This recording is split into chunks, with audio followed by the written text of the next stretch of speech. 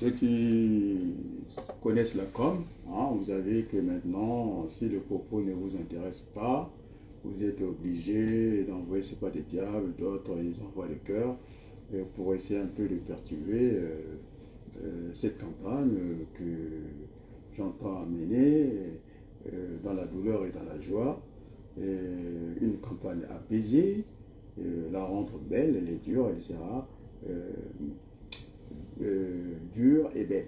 Hein, Florent de la campagne, il n'y a aucune motivation, de tout ça. Donc, pour me saturer le truc, vous êtes hors ligne, c'est-à-dire, bon, alors, donc je disais, dès que la suppléante est là, on va intensifier parce que, bon, ceux qui sont là, ils n'ont pas de bilan, ils n'ont pas de projet comme Macron, et ça fait des mix, ça raconte des plaisanteries. On m'a vu sortir de mon département, aller dans le 9-12, du côté des Génévilliers, et leur montrer un peu des choses qu'on peut faire rapidement, qui ne demandent pas un investissement lourd, ou bien qui ne demandent pas pour mettre la pelle, faire un étang. Je pense que ça ne demande même pas la milice armée. Bon, c'était une petite pique, mais enfin, c'est la force légitime dans une contrée. Bon, donc on fera avec. Et donc je demande aux jeunes de se calmer, de venir dans les axes de la formation pour qu'on n'ait pas ce genre de rapport. Nous ne sommes pas les États-Unis, nous sommes un pays apaisé et donc nous affecterons, s'il faut, des acteurs sociaux pour que nous, moi qui demande, je vous ai demandé de m'envoyer à l'Assemblée nationale pour éviter un peu ces choses-là, qu'on ne soit pas les éternels porteurs d'eau auprès du maire ou bien du député. Nous existons et donc c'est ça une représentation nationale. Et elle doit le refléter, ce n'est pas des mots comme ça. Représentation nationale, c'est l'Assemblée nationale. Il faut nous envoyer parce que nous avons des choses, beaucoup de choses à faire à créer. D'ailleurs, vous avez vu mon engagement et beaucoup de gens, c'est-à-dire on a vu des gens du Canada venir et donc je pense que M. Bois qui tourne en rond, des petits kilomètres alors qu'il doit faire des grands rayons, dépend de l'esprit en tout cas de Laurent Fabius, que nous soyons de VRP. Donc pour moi c'est facile parce que je suis celui, l'un de rares. Hein. D'ailleurs je disais l'économiste, le monétariste, c'était Morisson. Alors Morisson quand il a regardé, il ne m'a même pas vu parmi les économistes, c'est quand je l'affronte comme ça par une radio africaine interposée, il avait du mal à respirer, hein. Ça il le sait très bien. Et d'ailleurs à la fin, il a salué le journaliste à l'époque de Télé-Sud, Kemayou. Hein, Kemayou, moi, il ne m'a pas dit bonjour parce qu'il ne s'attendait pas à ce niveau-là. Et puis, Kemayou savait que je maîtrisais ces questions-là. Alors, comment voulez-vous dire à cette grande Afrique-là de fermer la ceinture? J'avais fait ces cours-là à l'École nationale de statistique qui relève de l'INSEE. J'avais ce professeur-là, j'ai oublié son nom, je pense que c'était Robert, qui disait, en tout cas, ouvrez les yeux. On ne peut pas demander à développer un pays et en même temps d'ajuster. Ce sont des choses contradictoires, alors que l'Afrique est un marché vierge où il y a tout à faire, donc il n'y avait aucune raison, en tout cas, de venir dégraisser le mammouth en Afrique.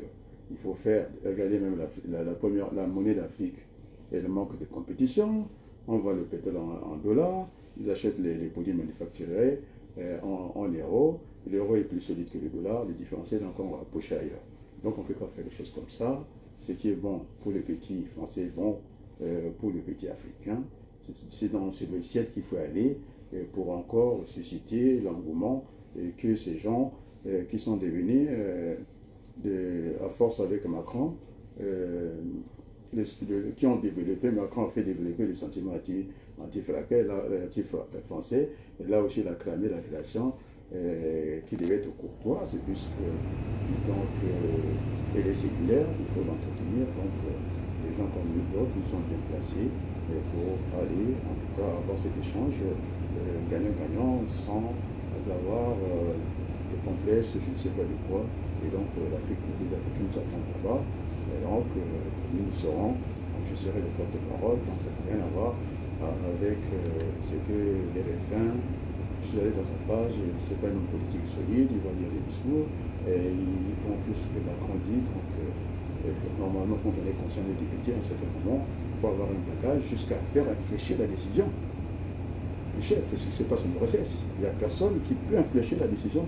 Et ces conseillers ne sont pas capables. C'est Poutine qui dit tout, mais c'est la dictature.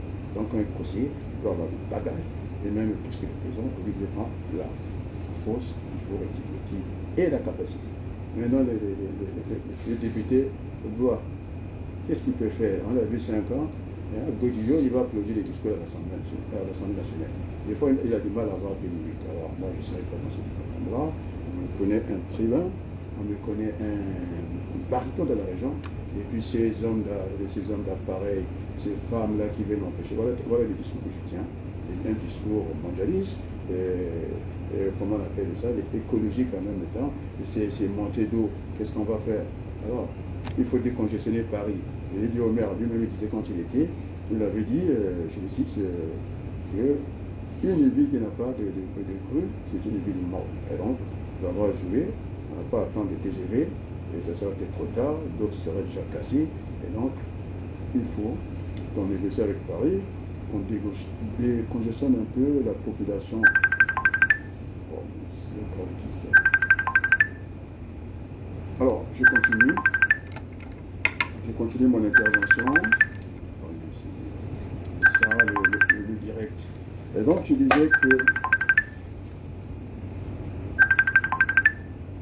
ça, je vais essayer de le repérer. Il n'a pas sa place. Il sait bien que je fais en direct. Je ferme. Voilà. Donc, je peux continuer l'émission. Donc, je disais calmement, et c'est comme ça qu'il faut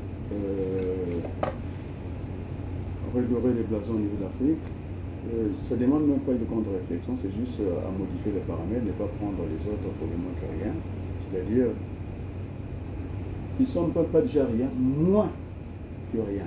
Donc, au moins qu'ils soient au niveau rien, même pas, il faut de la considération, il ne faut pas aller avec un discours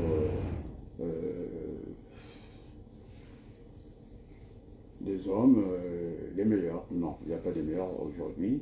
Je pense que l'humilité doit faire que des gens comme nous autres, nous irons à l'Assemblée nationale et puis nous serons dans ces commissions-là et pour refaire les choses, l'histoire, c'est-à-dire pour écrire une nouvelle page de l'histoire entre l'Afrique et la France. Donc nous avons notre place là-bas, toutes les puissances se bousculent là-bas, et donc la politique de Macron n'a pas tenu. On a vu ça au Mali, il s'est fait casser les bras, et s'en est suivi, comme on appelle ça, chez Poutine là-bas, et donc là il y a eu la casse.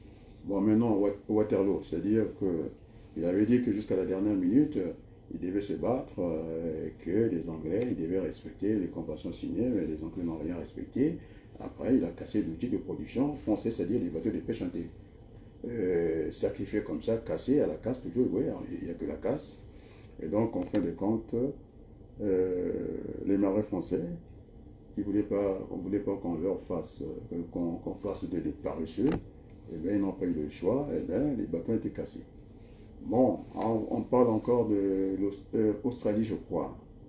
Là aussi, c'est la casse. Donc, je suis un peu en opposition de phase avec, comment on appelle, le papa de Macron. Je pense que nous sommes de la même génération, nous devons avoir le même âge. Oui, effectivement, c'est un bon neurologue, professeur d'université, mais ça n'a rien à voir avec son fils qui impose tout. Et donc, si on ne met pas le contre-pouvoir, c'est-à-dire la cohabitation, c'est terminé, vous allez voir, on va arriver à 12 vaccins du Covid. C'est moi qui le dis. Donc, il ne va pas reculer. On leur a donné le cutus, c'est-à-dire qu'on a félicité tout ce qu'il a fait. C'est ce qu'il ne faut pas faire. Nous ne sommes pas dans des pays où il y a la dictature. Il faut faire des contrepoids. Il faut que nous ayons ce contrepoids. Maintenant, le message est lancé du côté de l'Oise. Ce n'est pas la peine, ces hommes d'appareil, de venir bousculer. Ils n'étaient même pas dans cette projection. Ce que j'ai pas dans ce plan B, vous allez voir, depuis que, quand il a dit que le ministre, on prend les chaussettes de Poutine, allait courir. Non. La politique est une chance, on ne peut pas venir comme ça. Vous voyez le cas de M. Gloire, il végète. Il est dans le vide, il ne fait rien, il se promène dans un petit coin comme ça, il revient, il va faire des messes, je ne sais pas, à la cathédrale, alors qu'il habite du côté de, comment on l'appelle, Chambly. Vous voyez la distance qu'il fait pour aller faire ces messes-là. Et puis là où il a des électeurs, ses mandants, il n'a même pas un pied-à-terre, il n'a même pas un bureau local. C'est quoi cette façon de faire la politique? Vous voulez que les mandats vous suivent dans votre aventure, là où vous partez partout? Non. Il faut avoir le respect des gens qui vous ont donné leur bulletin de vote. Hein? Vous les esquivez, vous faites monter les murs. Il dit il fait quoi? Il fait rien du tout. Donc voilà, je pense qu'il faut sortir de son temps. Et puisque ça commence, je commence à avoir des interventions à gauche et à droite pour que ça participe à le message. Et donc je reviendrai une autre fois. Et donc voilà, j'ai répondu avec beaucoup d'humilité à M. Jean-Baptiste Loutiti et aussi celui qui est très loin, en dehors de l'autre côté de la Méditerranée, je pense à un certain Matoko, à qui je pense peut-être donner les commandes de la CDI, c'est-à-dire la Convention des démocrates indépendants. Voilà, ce soir, je pense que je vais terminer par là pour ne pas revenir sur les mêmes propos. Je cherche, comme on l'appelle, j'étais perturbé, la musique que j'aime, ce chant de combat, il y avait, c'est ça que j'essaie de retrouver pour conclure ces moments-là. Et ces gens qui m'ont interpellé, je ne veux pas aussi oublier un certain... Je ne vais pas aussi oublier un certain Maurice Luzala, qui a dit que ça serait une catastrophe que tu n'ailles pas. Alors, j'attends la suppléante et on est parti au combat. Merci à toi, Maurice Luzala. Merci à ces personnes que j'ai citées, Matoko du côté du Congo. Merci, M. Jean-Baptiste Louteti. Et puis merci au peuple du monde. Dans ma situation, vous avez bien compris que, bon, allez, c'est dans la joie et dans la douleur que nous rentrons dans ce combat-là. Merci beaucoup.